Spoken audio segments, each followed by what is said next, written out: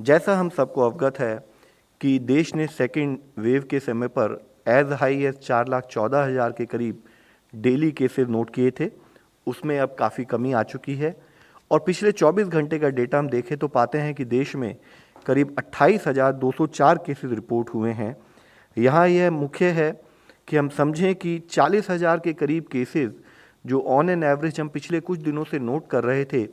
उसमें पिछले 3 दिनों से कमी आई है और 40,000 से कम केसेस होते होते अब देश में करीब 28,000 केसेस प्रतिरोज के हिसाब से पिछले 24 घंटे में हमने नोट किए हैं। इसमें दूसरा मुख्य विषय हम आप लोगों के सामने लाना चाहेंगे कि यह भी जो केसेस रिपोर्ट हुए हैं उसमें मुख्यतः कुछ particular localise states and districts में यह केसेस अधिक पाए गए हैं, जिसमें अगर हम देखें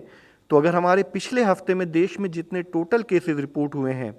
उसमें अराउंड 51.51% केसेस मात्र केरला स्टेट से हमने नोट किया है। इसी के साथ ही अगर हम देखें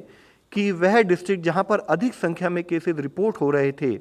तो जहां वीक एंडिंग 1 जून अगर हम देखें देश में 279 ऐसे डिस्ट्रिक्ट थे, 1 जुलाई तक आते आते वह नंबर घटते हुए 107 हुआ और अब एज ऑन 8 अगस्त हम देखते हैं कि वह जिले 48 रह गए हैं। यहाँ मुख्य विषय यह है कि इसी मंच पर जब हमने 3 अगस्त के समय पर बात की थी तब इन जिलों की संख्या 57 थी, तो जिसमें 9 जिलों की संख्या में कमी आई है, जो कि एक पॉजिटिव न्यूज़ है। लेकिन साथ ही एक और मुख्य विषय यह है कि हमें on A continued basis analyse करना है कि कहाँ पर केसेस बढ़ रहे हैं, ताकि कंटेनमेंट से रिलेटेड एक्टिविटीज़ उन पर्टिकुलर डिस्ट्रिक्ट्स में, उन पर्टिकुलर प्रांतों में हम उतने ही सुदृढ़ तरीके से कर पाएँ। तो जिसमें कॉज ऑफ कंसर्न जहां हमारे देश में एक स्थाई पर केसेस काफ़ी कम नोट किए जा रहे हैं, अभी भी 37 ऐसे ज़िले हैं जहां पर हम एक इंक्रीजिंग ट्रेंड इन केसेस नोट कर रहे हैं पिछले 2 हफ्ते से, जिसमें मुख्यतः केरला से 11 ज़िले हैं, तमिलनाडु से 7 ज़िले हैं, हिमाचल प्रदेश से 6 ज़िले हैं, कर्नाटका से 5 और इसी तरह टोटल 9 स्टेट को मिलाकर 37 ऐसे ज़िले हैं जहां पर हम कुछ अधिक संख्या में केसेस में बढ़ोतरी नोट कर रहे हैं। इसी में हम कुछ ज़िले आपके सामने प्रस्तुत करना चाहेंगे। जैसे मल्लापुरम में अगर हम देखें तो जहां 22 जुलाई के समय पर 2,095 केसेस प्रतिरोज रिपोर्ट हो रहे थे,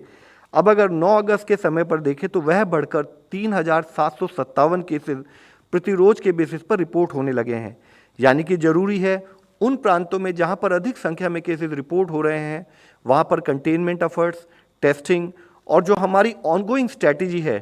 test, track, treat and vaccinate पर, उसी को उतने ही सुदृढ़ तरीके से किया जाए ताकि हम केसेस को मैनेज कर सकें।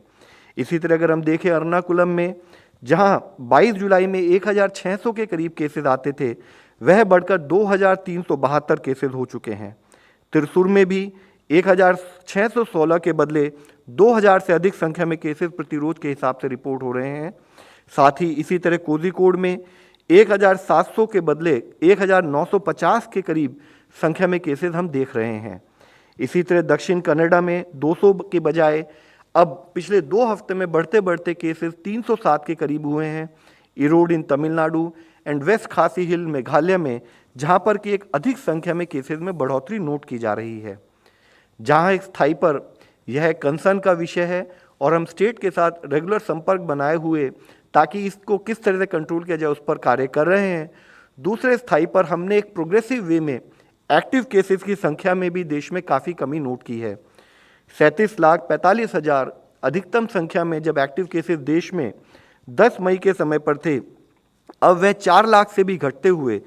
3,88,508 केसेस एक्टिव केसेस की दृष्टि में देश में आते हैं। यह वह केसेस हैं जो या तो होम आइसोलेशन में है या हॉस्पिटल व्यवस्था में जिनका ट्रीटमेंट चल रहा है। साथ ही एक पॉजिटिव न्यूज़ हम यह भी देखते हैं कि कंटिन्यूड बेसिस पर हमारा रिकवरी रेट देश में बढ़ता जा रहा है और आज देश का रिकवरी रेट 97.45% है, जो कि एक बहुत ही पॉजिटिव विषय है।